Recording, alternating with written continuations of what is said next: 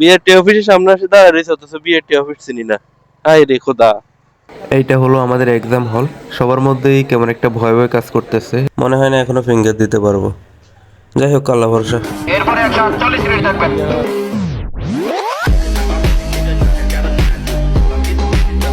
আসসালামু আলাইকুম, কেমন আছেন সবাই? এখন সকাল 7:37। আমি যাচ্ছি লক্ষ্মীপুর বিআরটি এর উদ্দেশ্যে। সাথে আমার একটা ছোট ভাইকে নেব। ওই যে সে দাঁড়ায় আছে এখানে।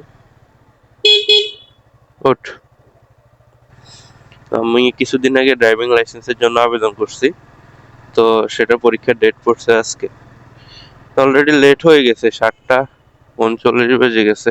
আরে ভুল রাস্তা ঢুকে গেছি, হিন্দি তো ভাঙ্গা কেন, বেশি ভাঙ্গা। তো অলরেডি 7:40 বেজে গেছে, আজকে মোটামুটি লেট হয়ে গেছে। আমার 7টার দিকে বের হওয়ার কথা ছিল। তো ওখানে আমাকে বলা হয়েছে যে 9টার মধ্যে পৌঁছালেই হবে, কিন্তু আমি কারো কারো কাছ থেকে শুনছি যে বিআরটিএ যে কর্মকর্তারা, তারা মাঝে মধ্যে 8:30টার মধ্যে নাকি পরীক্ষা নিয়ে নেয়। তো আমি চেষ্টা করতেছি একটু আগে আগে পৌঁছানোর। তো আমি একটা ভুল করে ফেলছি। ওই তাড়াহুড়া করলে যা হয় আর কি, আমি লার্নার কার্ডটা বাসায় রেখে আসছি।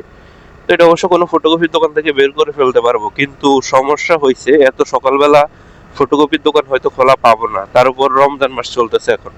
রমজান মাসে এত সকালবেলা দোকান খুলে কিনা রিস্ক তো নেওয়ার দরকার নাই। তাই চিন্তা করতেছি বাসা থেকে যেহেতু বেশি দূর আসি নাই, আবার যাই, গিয়ে লার্নার কার্ডটা নিয়ে আসি। এই হলো অবস্থা। আমি নিজে যদি ভুল করি আপনাদেরকে কি শিখাবো। তো লার্নার কার্ড নেওয়া হয়ে গেছে, এখন শুধু টান আর টান হবে। তো আপনারা যারা যারা বিআরটিতে পরীক্ষা দিতে যাবেন, আপনারা বাইর হওয়ার আগে অবশ্যই মাথা ঠান্ডা রেখে সবকিছু সাথে আছে কিনা চেক করে বের হবেন, না হলে আমার মতো বিপদে পড়া লাগবে। তো বিআরটি অফিসে কি হয় না হয় সেগুলো আপনাদেরকে দেখানোর চেষ্টা করব। আর যদি না হয় তাহলে আমি আপনাদের পরে বিস্তারিত পুরো ঘটনাটা বলবো। তো এখন আগে যাই বিআরটি অফিসে, বাকি কথা পরে হবে। তো আমরা লক্ষ্মীপুর সদরে চলে আসছি। সামনে দেখা যাচ্ছে যে জেলা জজ কোর্টের পরে বিআরটি অফিস। বিআরটি অফিসের সামনে আসে দাঁড়ায় রয়েছে, অথচ বিআরটি অফিস চিনি না। হায় রে খোদা।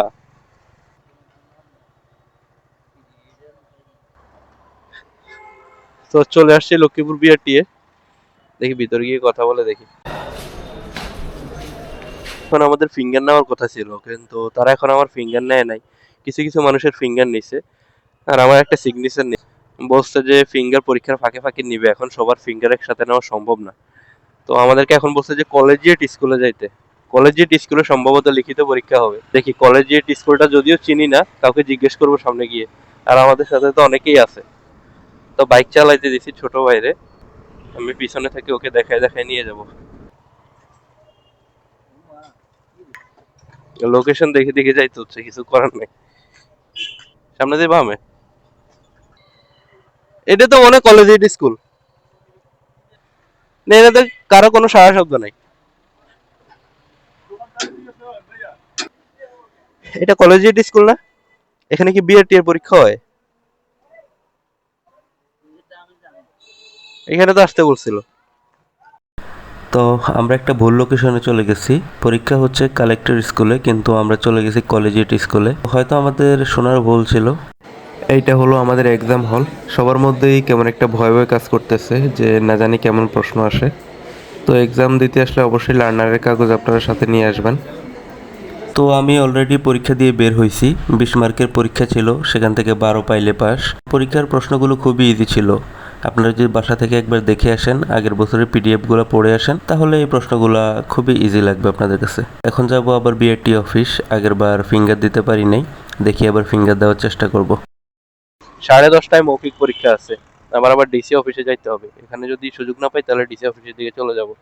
এক সাইড করে এনে রাখো।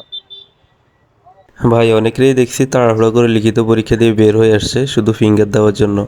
তো ভাই, ফিঙ্গার দেওয়ার জন্য সারাদিন সময় আছে, কিন্তু লিখিত পরীক্ষায় ফেল করলে একেবারে বাস। সাব্বাস, অনেক মানুষের ভিড়, বিশাল লাইন। এই লাইনে জ্যামের মধ্যে প্রায় 40 মিনিটের মতো দাঁড়িয়ে আছি, একটু আগাচ্ছে না লাইন। অনেক মানুষ তো বিরক্ত হয়ে বেরও হয়ে যাচ্ছে, কি করবে। ভিতরে ওনাদের সার্ভার ডাউন আর বাইরে আমাদের শরীরের এনার্জি ডাউন, এই আর কি। সহ্য করতে হবে, কিছু করার নাই। মেন কথা হচ্ছে রোজা রেখে একটা লাইনে এতক্ষণ ধরে কিভাবে দাঁড়িয়ে থাকা যায়, খুবই কষ্টকর একটা বিষয়। ফিঙ্গার দেওয়া শেষ করে আসলাম ভাইবা দিতে। যদিও এখানে অনেক ভিড়, সেম অবস্থা আগের মতো, কিন্তু এখানে একটা ভালো দিক যেটা সেটা হচ্ছে সিরিয়াল ছাড়া ঢোকায় না। যার রোল আগে সে আগে ঢুকবে, যার রোল পরে সে পরে ঢুকবে। তো 2 ঘন্টা লাইনে অপেক্ষা করার পরে অবশেষে ফিঙ্গার দিলাম, ভিতরে ছবিও তুললো। যাই হোক, এখানে মনে হয় কোনো ত্রাণ বিতরণ অনুষ্ঠান চলতেছে। তো ফিঙ্গার দেওয়ার শেষে ডাকলো ডিসি অফিসের 3 তলায়, সেখানে ভাইবা পরীক্ষা হলো। ভাইবা পরীক্ষাটাও খুব ইজি। আপনারা যদি বাইরে একটা সাইনবোর্ড আছে, ওই সাইনবোর্ডে কিছু চিহ্ন থাকে, ওই সাংকেতিক চিহ্নগুলো একটু দেখে যান। ভাইবা বোর্ডে ম্যাজিস্ট্রেট আপনাকে সর্বোচ্চ 3টা বা 4টা সাংকেতিক চিহ্ন জিজ্ঞেস করবে। এই 3টা বা 4টা সাংকেতিক চিহ্নর উত্তর দিতে পারলেই আপনি পাস। তো ভাইবা দেওয়ার পর আরেকটা পরীক্ষা বাকি আছে, মেইন যে পরীক্ষাটা সেটা হলো প্র্যাকটিক্যাল পরীক্ষা। সেটা হবে স্টেডিয়াম মাঠে। তো আমাদেরকে বলে দেওয়া হয়েছে যে সবাই স্টেডিয়াম মাঠে চলে যাওয়ার জন্য। তো এখন আমরা রওনা দিব দেখি স্টেডিয়াম মাঠে, তারপর সেখানে কি হয় আপনাদেরকে দেখানোর চেষ্টা করব। তো আমরা এখন আছি স্টেডিয়াম মাঠে। এখানে পরীক্ষা অনুষ্ঠিত হবে কিছুক্ষণের মধ্যে। আমার রোল হলো 73।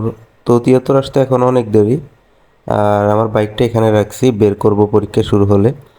তো আপনাদেরকে আসলে দেখানোর চেষ্টা করব যে আসলে এখানে কি হইতেছে। আর যদি না পারি তাহলে তো কিছু করার নাই, পরবর্তীতে আমি ব্যাখ্যা করব, কারণ আমার জানা মতো এখানে ক্যামেরায় ভিডিও করা নিষিদ্ধ। তারপর আমি চেষ্টা করব কিছু ফুটেজ নেওয়ার। এরপরে 148 মিনিট থাকবেন।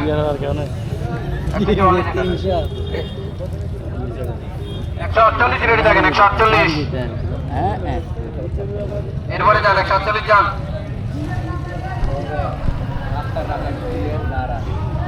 48 এর পরে 51, 48 এর পরে 51, 51 আসেন 51, এরপরে 56। তো এইমাত্র আমার 2টা পরীক্ষা শেষ হয়েছে, মোটরসাইকেল প্লাস কার। তো আলহামদুলিল্লাহ আমি 2টাতেই পাশ করছি। আপনাদেরকে ফুটেজগুলো ভালো মতো দেখাইতে পারি নাই, কারণ এখানে ভিডিও করতে নিষেধ করছে, যেটা আমি আগে সন্দেহ করছিলাম। তো যাই হোক, এখানে অনেকেই কিন্তু ফেল করছে। বিশেষ করে মোটরসাইকেলের যে জিগজ্যাগ পরীক্ষাটা, এই জিগজ্যাগ পরীক্ষায় অনেকেই ফেল করছে। জিগজ্যাগ পরীক্ষার নিয়মটা হলো সোজাসুজিভাবে 5টা খুঁটি থাকে। একটা খুঁটি থেকে আরেকটা খুঁটির দূরত্ব হলো 8 ফিট। আপনার সবগুলো খুঁটিকে অতিক্রম করে যাইতে হবে। তো এর মধ্যে যদি আপনি পা ফেলে দেন তাহলে কিন্তু আপনি ফেল।